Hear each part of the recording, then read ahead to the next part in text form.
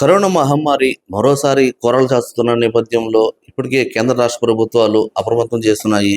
ప్రధానంగా మనం చూసుకున్నట్లయితే కేరళ, మహారాష్ట్రలో ఇప్పటికే కరోనా కేసులు అత్యధికంగా నమోదవడంతో మొత్తం యావత్ భారతదేశాన్ని కేంద్ర ప్రభుత్వం అప్రమత్తం చేయడం జరిగింది. ఈ నేపథ్యంలో విశాఖలో ఉన్న కింగ్ జార్జ్ హాస్పిటల్లో ఎటువంటి ముందస్తు చర్యలకు తీసుకుంటున్నారు? మనతో పాటు సూపరింటెండెంట్ డాక్టర్ శివానందం ఉన్నారు. సార్ నమస్తే అండి. ఈ కరోనా మహమ్మారి మళ్ళీ విజృంభిస్తుందని అనుకోవచ్చు. అంటే ప్రధానంగా చూసుకుంటే దాదాపు 1000 కేసుల దాకా నమోదైనాయి అంటున్నారు. మరి ఈ నేపథ్యంలో మనకి ఎటువంటి ముందస్తు జాగ్రత్త చర్యలు తీసుకుంటున్నారు సార్? అందరికీ నమస్కారం. నేను కేజీహెచ్ సూపరింటెండెంట్ శివానంద్ మాట్లాడుతున్నాను. మన విశాఖపట్నంలో కరోనా కేసులు మనకు ఉన్నాయంటే అది పెద్ద మనం పట్టించుకోవాల్సినంత అవసరం లేదు. ప్లస్ ప్రజలు భయభ్రాంతులు చెందాల్సిన అవసరం అంతకంటే లేదు. ఫస్ట్ ఇది ముందు ప్రజలందరూ తెలుసుకోవాల్సిన విషయం. ఇది సీజన్ ఎప్పుడూ లేని విధంగా మనకు సమ్మర్ నుంచి సడన్గా వర్షాకాలం మనకి ఇప్పుడు సీజన్ సడన్ చేంజ్ రావడం వల్ల చాలామందికి వైరల్ ఫీవర్స్ ఉన్నాయి, కానీ అది కరోనా అని దానికి భయభ్రాంతులు చెందుతున్నారు. అది మన ప్రజలు భయభ్రాంతులు చెందాల్సిన అవసరం ఎట్టి పరిస్థితుల్లో లేదు. మేము చూసాం, అన్ని కేసులు మేము టెస్ట్ చేసాం. కొన్ని ఫీవర్స్ అవన్నీ ఉన్న వాళ్ళకి టెస్ట్ చేస్తే అన్నీ నెగిటివే వచ్చాయి. సో దీనివల్ల ప్రజలు తెలుసుకోవాల్సింది ఏంటంటే, ఇప్పుడు మన వైజాగ్లో కరోనా కేసులు ఉన్నాయి, దానివల్ల చాలా ప్రమాదం ఉంది అనే అపోహ ఉంది. దయచేసి ఆ అపోహను పక్కన పెట్టండి. ఫీవర్స్ అవి మీకు వచ్చి ఇవన్నీ ఉండేటప్పుడు జలుబు దగ్గుతో పాటు ఇవన్నీ ఫీవర్స్ ఇప్పుడు రొటీన్గా సీజన్ చేంజ్ అవడం వల్ల వచ్చిన ఫీవర్స్ ఇవి. మీరు ఫిజిషియన్కి చూపించుకుంటే డెఫినెట్గా వాళ్ళు మీకు క్లియర్గా మీకు మందులు ఇస్తారు. మీరు రొటీన్ సిమ్టమాటిక్ ట్రీట్మెంట్ తీసుకుంటే చాలా వరకు ఈ ఫీవర్స్ అన్నీ తగ్గిపోతున్నాయి.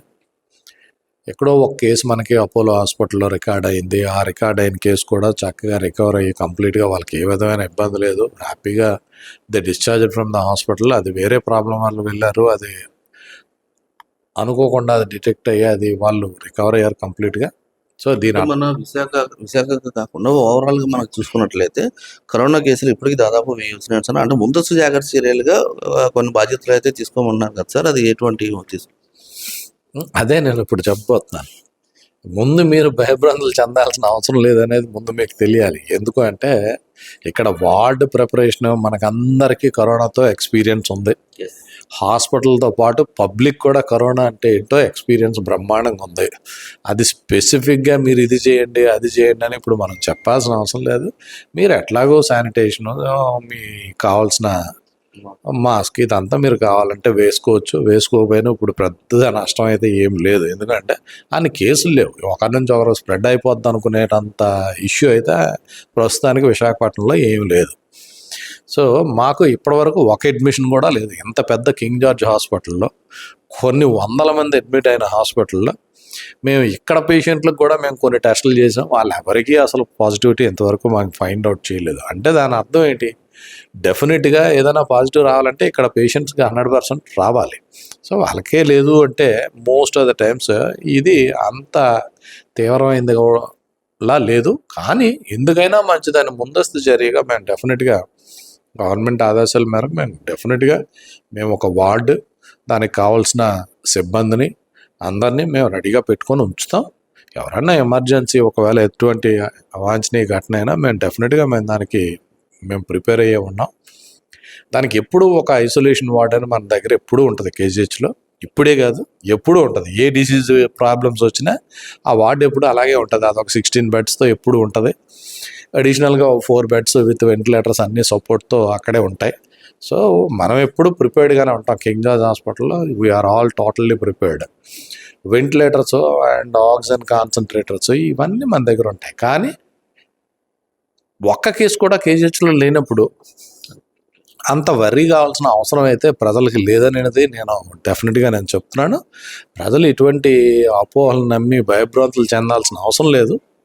మీకు డెఫినెట్గా మీరు సింపుల్ మెడికేషన్, ఇది సీజనల్ చేంజ్ వల్ల వచ్చిన వైరల్ ఫీవర్స్, దయచేసి గుర్తుపెట్టుకోండి.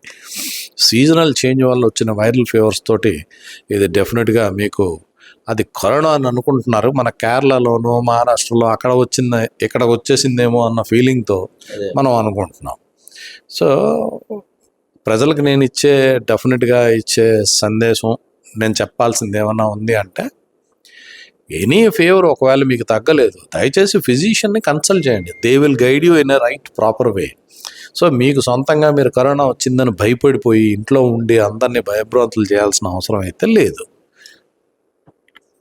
అది ప్రధానంగా మనం చూసుకున్నట్లయితే కేరళ, మహారాష్ట్రలో వచ్చిందనో అలా ఇక్కడ మీరేమీ భయభ్రాంతులు చెందడం అవసరం లేదు. ఇదంతా వేరేంత పెద్ద ప్రమాదకరమైంది కూడా కాదు అన్నట్లుగా చెప్తూ ఉన్నారు.